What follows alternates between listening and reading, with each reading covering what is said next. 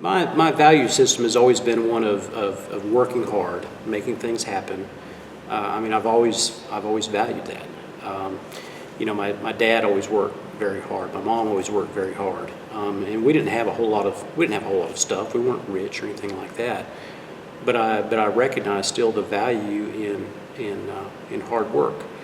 I also thought I recognized the value in being true and honest in everything that you do. The tone and the culture at HealthSouth tore away at a lot of that. I didn't realize at the time. Hindsight, it's 2020. I can see a lot of this now. But the CEO of the company immediately kind of went to work on seeing how hungry I was, seeing how much money I wanted to make, what were the financial opportunities, and selling me on that. But then once I started working with the company, it was one of maybe him tearing down my value system, questioning why things are the way they are. He'd use specific examples of, say, government reports and how a lot of these numbers and reports were just pure rubbish. But there's some end, there's some goal in publishing these reports, but let's not worry about the details of all of that. So he started to use a lot of that to maybe tear down my business beliefs, my business values, and go another direction with it. Ask questions, be skeptical.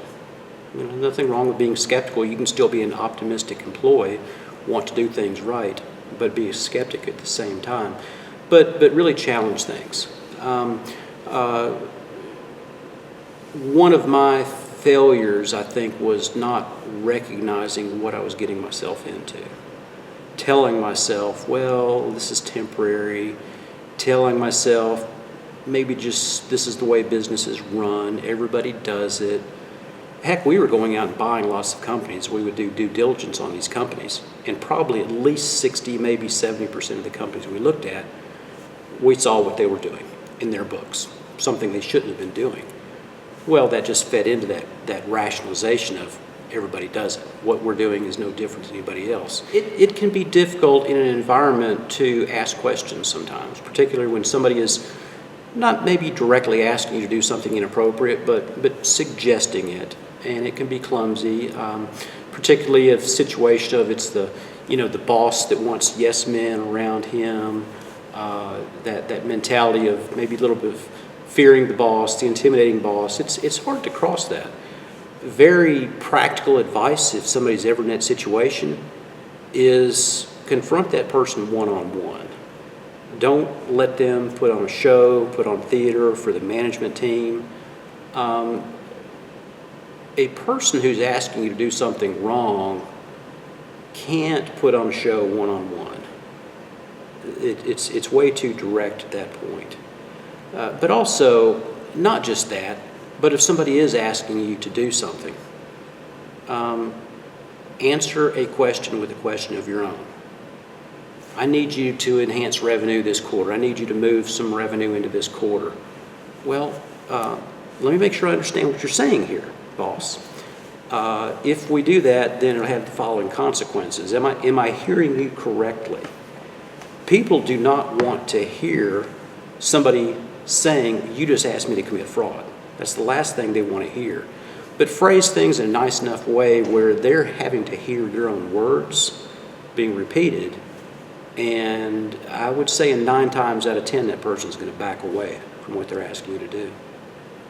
Another thing that young professionals need to do is get a strong assessment of the culture within the office. What is the tone? And also tap into your peers a little bit. If something doesn't feel right, well, do your own due diligence, ask questions. But there's also strength in numbers. If there's something going on that's improper, can you make change? Can you affect change?